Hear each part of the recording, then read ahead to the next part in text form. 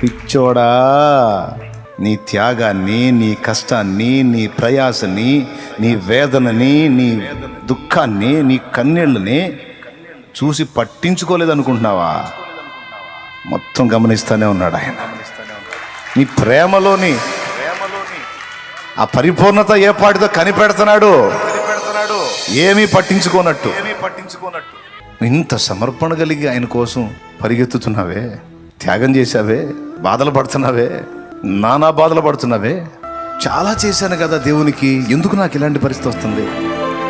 ఇతరుల కంటే కూడా చాలా నమ్మకంగా కష్టపడుతున్నా కదా, నిజాయితీగా కష్టపడుతున్నాను కదా, నాకున్న సమస్తం కోల్పోవటానికి ఇష్టపడ్డా కదా, నానా బాధలు పడుతున్నాను కదా, పడరాని పాటలు పడుతున్నాను కదా, ఎందుకు నాకు ఇలాంటి పరిస్థితి? గమనిస్తున్నాడు ఏమాత్రం. ఇంకా అసలు నీ ప్రేమలోని పరిపూర్ణత ఎంతో కనిపెడుతున్నాడు సైలెంట్గా. ఓదార్పు కోసం చెప్పట్లా, ఆత్మ నడిపింపులో మాట్లాడుతున్నా.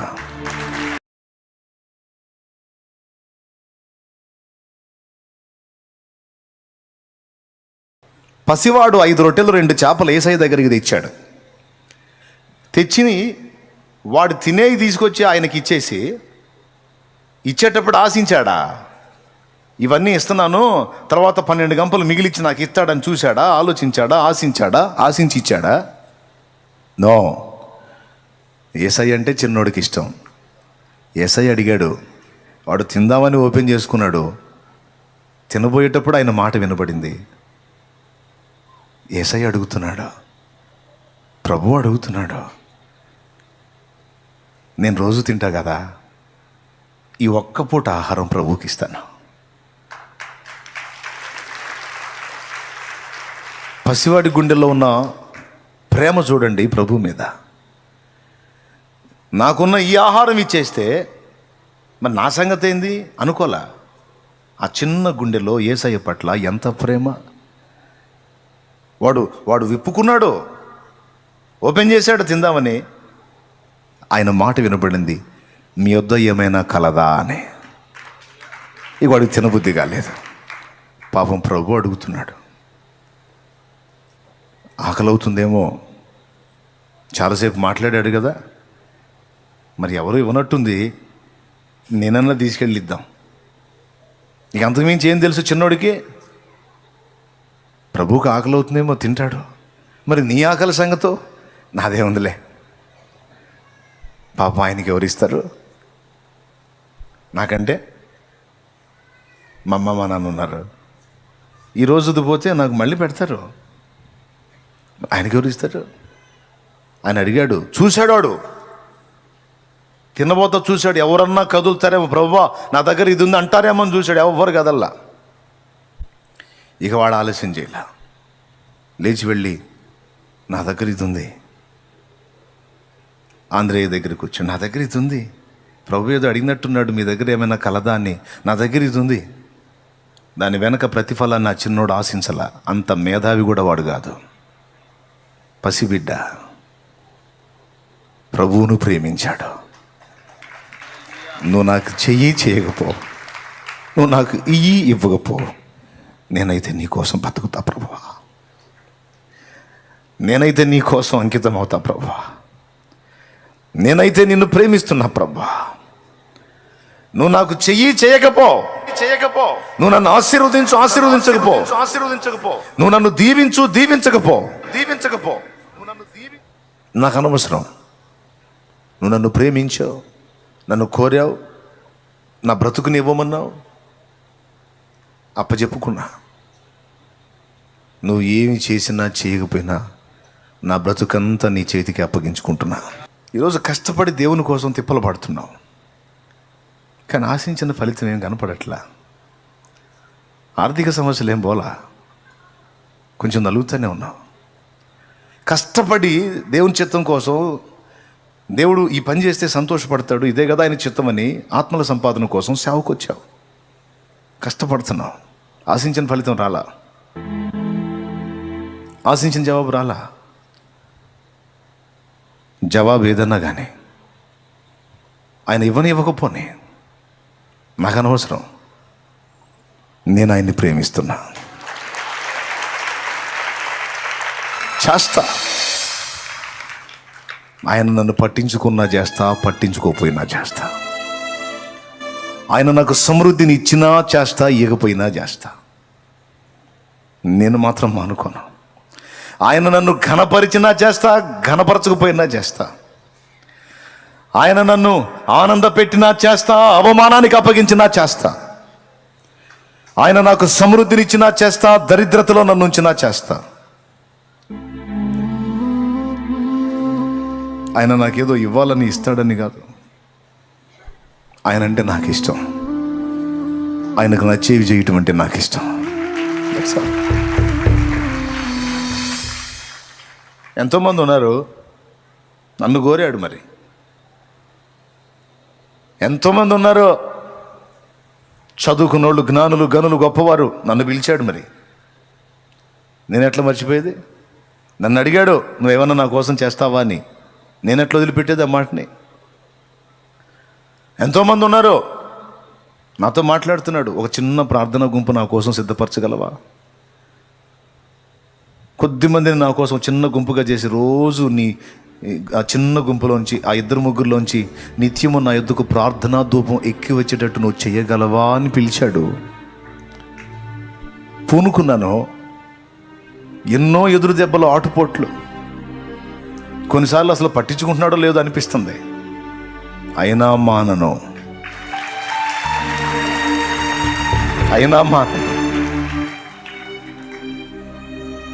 సేవ చేయమని పిలిచాడు. చాలామంది మనుషులు ఉంటే నన్ను పిలిచాడు.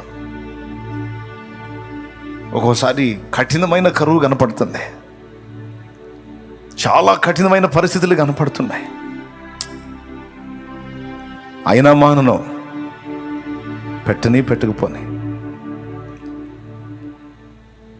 ఎందుకు? ఆయన పట్టించుకున్నప్పుడు, ఆయన ఆహారాన్ని పెట్టినప్పుడు, ఆయన అంతగా నీ మీద లక్ష్యం ఉంచినప్పుడు నువ్వు ఎందుకు తిప్పలబడాలి? నువ్వెందుకు ప్రయాసపడాలి? నువ్వెందుకు కష్టపడాలి? ఎందుకంటే ఆయన అంటే నాకు ఇష్టం. ఆయన సంతోషం నాకు కావాలి. మన సృష్టికర్త నా కోసం ప్రాణం పెట్టాడు. ఇంకేం చేయాలి? చాలు, అది చాలు. ఘోరమైన అవమానాలు ఎదురవుతున్నాయి, తృణీకారాలు ఎదురవుతున్నాయి. ఎందుకు చేయాలి నేను అనిపిస్తుంది. చిచి, అదేంటి పిచ్చి ఆలోచన? ఎందుకు చేయటం ఏంటి? చేయకపోతే ఎట్లా? లోకంలో ఘనులకు, గొప్ప వంశపు వారికి, జ్ఞానులకు ఎందరికో లేని పిలుపు నాకొచ్చింది. నన్ను నమ్మకమైన వాడని ఎంచి పిలిచాడు. నేను ఎట్లా చేయకమాలేదు? అంచుతో ఏమన్నా చేయని. నేను ఇస్తున్న రొట్టెలో నాకు ఇవ్వకుండా ఆయనే తినేసేయని, ఏమన్నా చేయని. నా లేకపోయినా పర్వాలేదు, పస్తుంటా. ఒకగానొకడు ఇచ్చింది ఆయనే, ఎవరా అని అడిగాడు. పోనీ, వస్తువు ఆయన చిత్తం. కాదంటే నేనేమండి ఇస్తాను. తర్వాత నాకు ఇంతమందిని ఇస్తాడని ఆయన అనుకున్నాడా? నేను దేవుణ్ణి ప్రేమిస్తున్నా, ఆయన సంతోషాన్ని కోరుతున్నా. ఆయన ఏం చేసినా పర్వాలేదు, అవమానాలకు అప్పగించినా పర్వాలేదు, ఆకలి బాధకు అప్పగించినా పర్వాలేదు, ప్రయాసకు అప్పగించినా పర్వాలేదు, నిందలకు అప్పగించినా పర్వాలేదు, దరిద్రతకు అప్పగించినా పర్వాలేదు, ఏమైనా రెడీ. నా ప్రభు నాకు ఇష్టం, నా యేసయ్య నాకు ప్రాణం. హల్లెలూయా, హల్లెలూయా, హల్లెలూయా, హల్లెలూయా. భక్తి అంటే ఇది. దేవునికి స్తోత్రం. భక్తి అంటే ఇది. గొడ్రాలు గొడ్రాలు గొడ్రాలు అంటున్నారు. అన్ని సంపదలున్నా, అన్ని భోగాలున్నా ఏం లాభం? పిల్ల జల్ల లేదు. గొడ్రాలు, గొడ్డుపోతు మనిషి అంటున్నారు. అయినా పర్లేదు. దేవుడు అంటే నాకు ఇష్టం, దైవజనులంటే నాకు గౌరవం. నాకు అవకాశం ఉంది, లేకపోతే అది వేరు. ఉంది.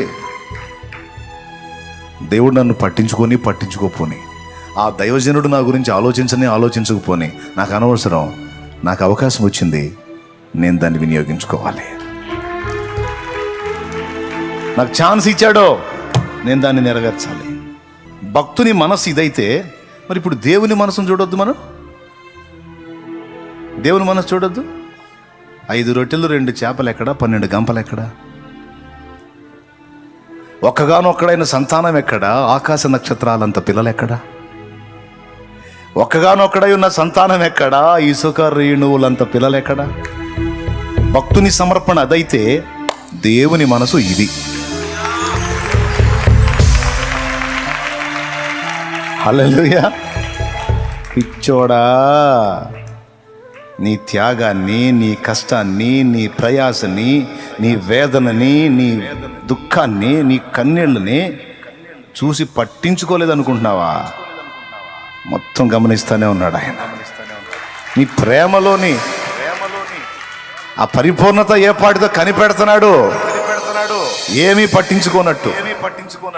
నువ్వు ఏం చేసినా పర్లా, చేయపోయినా పర్లా, ఇంత సమర్పణ కలిగి నువ్వు ఆయన్ని హత్తుకుంటే నిన్నుగాక ఇంకెవరిని దీవిస్తాడు? మరి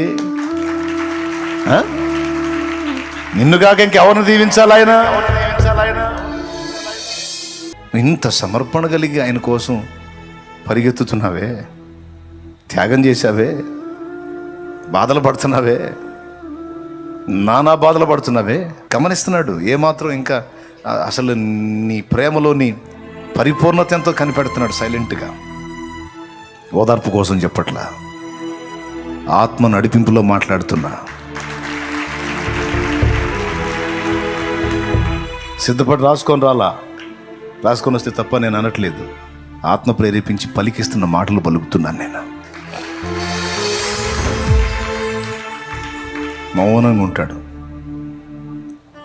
రొట్టెలు ఇవ్వగానే పిల్లాడికి మళ్ళీ వెంటనే రొట్టెలు ఇచ్చాడా? అందరి కడుపులు నింపినాక ఫైనల్లో ఇచ్చాడా? చెప్పండి. అందరి కడుపులు నింపినాక ఫైనల్లో ఇచ్చాడు. ఈ మధ్యకాలంలో బహుశా వాడిని గమనించాడేమో. ఏం దేశయ్యా, నా రొట్టెలను తీసి వాళ్ళకి పెడుతున్నా, నా సంగతి ఏంది? ఏం లేదు. వాడు సైలెంట్గా చూస్తా ఉన్నాడు ఆ వింతని. నువ్వు తింటావని నీకు ఇస్తే నువ్వు వాళ్ళకి అందరికీ పెట్టేస్తున్నావు, పర్వాలేదులే పెట్టే. అసలు వాడికి ఆకలి లేదు, ఆనందమే ఉంది. చివర మిగిలిన మొక్కలు 12 గంపలు ఎత్తిరి. ఎవరి అవి? మీరు చెప్పండి. ఎవరివవి? ఎందుకంటే దాని మూలధనం ఎవరిది? మిగిలింది ఎవరిదే? కథం. మనిషిగా నువ్వే ఇంత నమ్మకంగా కష్టపడుతుంటే, ఇంత త్యాగం చేస్తుంటే ఆయన ఎంత మురిసిపోతాడు, ఎంత సంతోషిస్తాడు. నీ పట్టుదల ఎంతో కనిపెడుతున్నాడు. అది నేను చెప్తున్నా, గుర్తుపెట్టుకొని నమ్ము. ఓదార్పు కోసం చెప్పట్లా, వాస్తవంగా చెప్తున్నా. నా దేవుడు అన్యాయస్తుడు కాదు.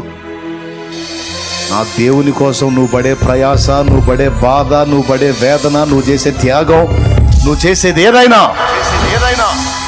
నువ్వు ఘోరంతా చేస్తే లెక్క రాసుకొని కొండంతా నీకు సిద్ధం చేస్తాడు నా దేవుడు. కొండంతా. ఎప్పుడయ్యా అనవాకు, అన్నావంటే తేడా పడతావు, దొరికిపోతావు. అన్నావంటే దొరికిపోతావు.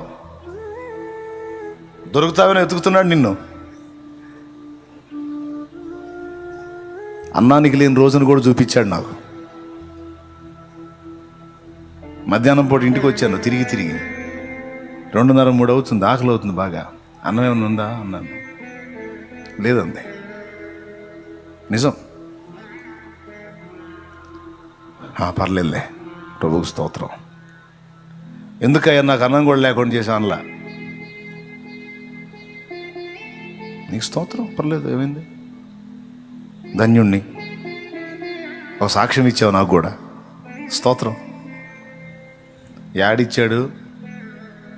10 నిమిషాల్లో సహోదరుడు వచ్చి టీ తాగుదామరా అని హోటల్కి తీసుకెళ్ళాడు.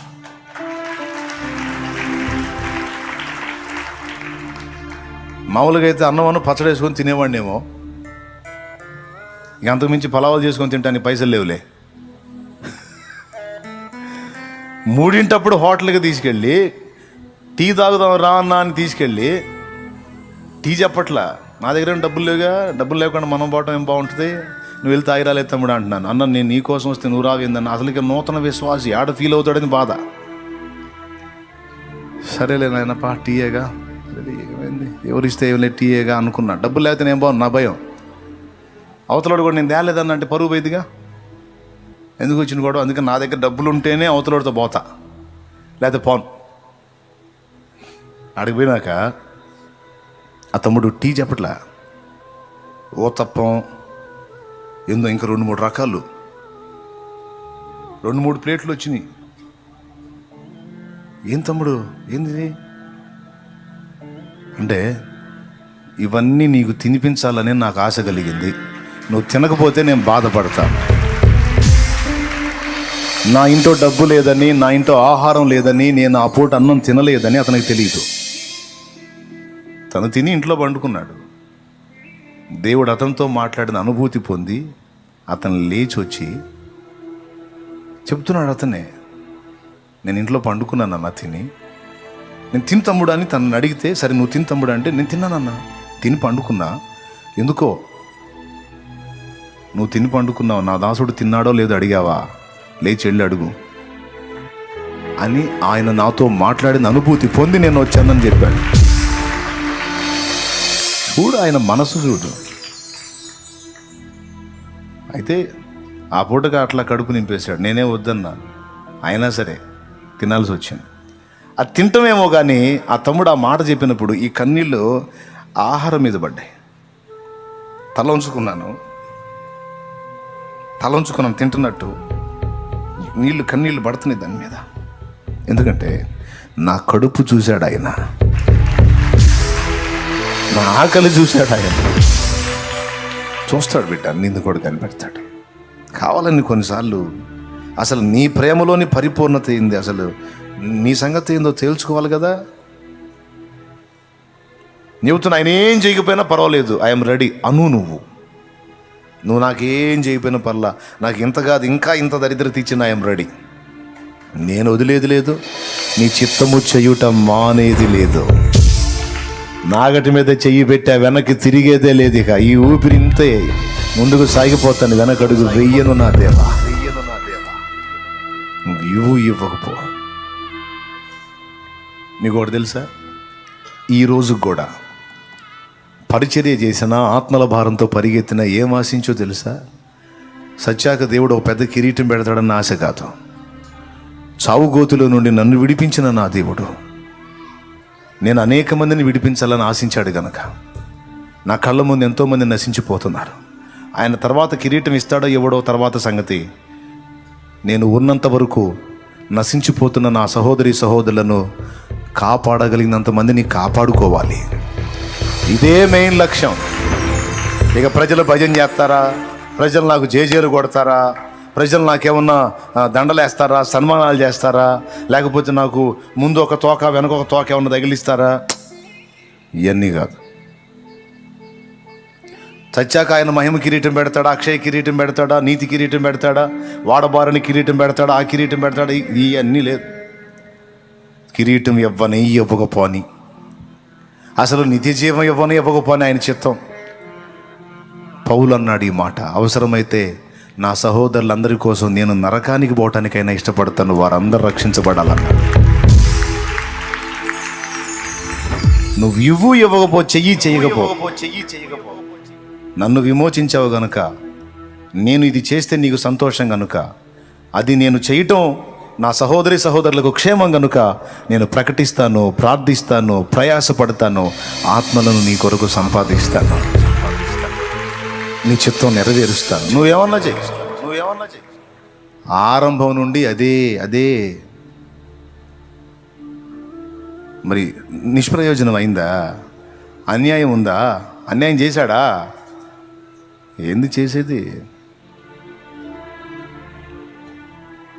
ఇంత చేస్తే ఇంత.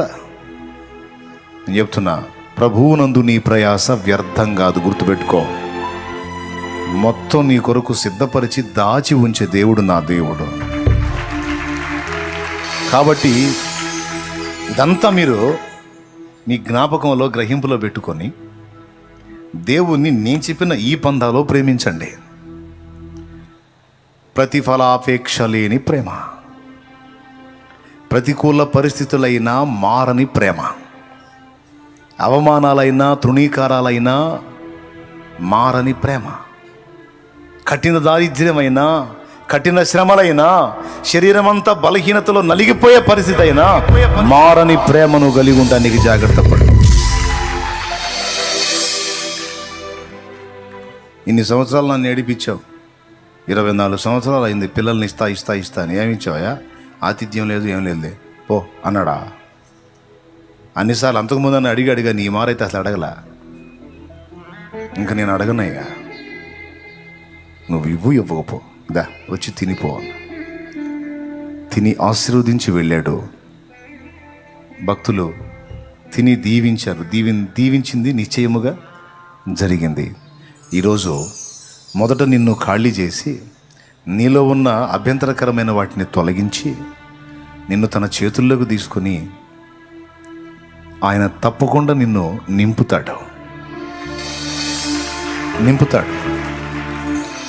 ఆ నింపుటకు, ఆశీర్వదించుటకు, దీవించుటకు నిన్ను ముందు స్వీకరిస్తాడు. నీ నుంచి కొంత స్వీకరిస్తాడు.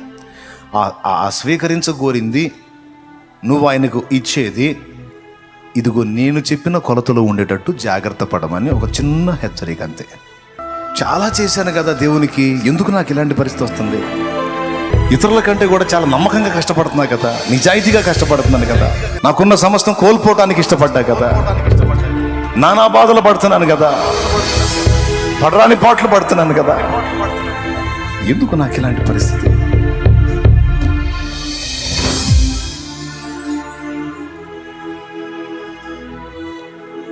ప్రార్థన చేయి.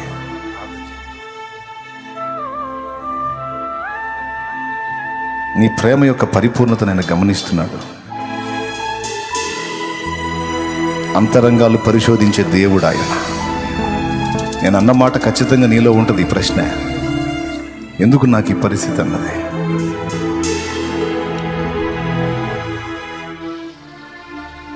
నేను ఎంత ప్రయాసపడినా నాకు ప్రతికూల పరిస్థితులే, ఎంత నిజాయితీగా కష్టపడినా అవమానాలే.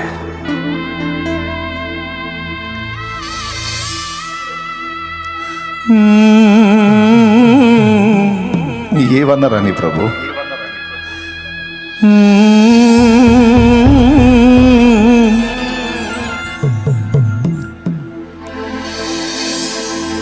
నీ కోసం జీవిస్తున్నా, నిన్ను నే ప్రేమిస్తున్నా. నువ్వంటే పిచ్చిదేవా, నువ్వంటే ఆశ, నువ్వంటే ఇష్టమయ్యా, నాకు ఇష్టమయ్యా. ఇది నీకే తెలుసు ప్రభు. ఎన్ని వేదలైనా, ఎన్ని అవమానాలు, ఎన్ని బాధలైనా నిన్ను వదలలేను ప్రభు. నువ్వు నాకేం చేయాలయ్యా? ప్రాణమే పెట్టేశావు, ఇంక నువ్వు నాకేం చేయాలి? పర్లేదులే ప్రభా, పర్వాలేదులే ప్రభా.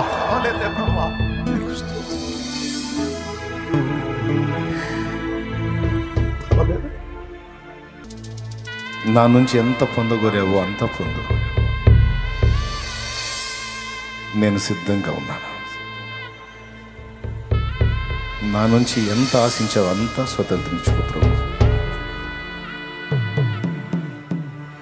నన్ను పూర్తిగా తీసుకో, నీ వశంలోకి తీసుకో.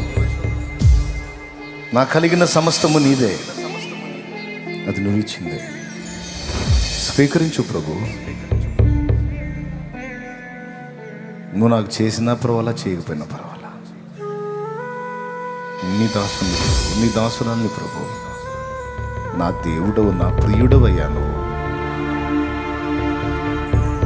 నువ్వు చేసినా నాకు ఇష్టమే, నువ్వు చేయకపోయినా నాకు ఇష్టడవే. నువ్వు పట్టించుకున్నా నా ప్రియుడవే, పట్టించుకోకపోయినా నా ప్రియుడవే.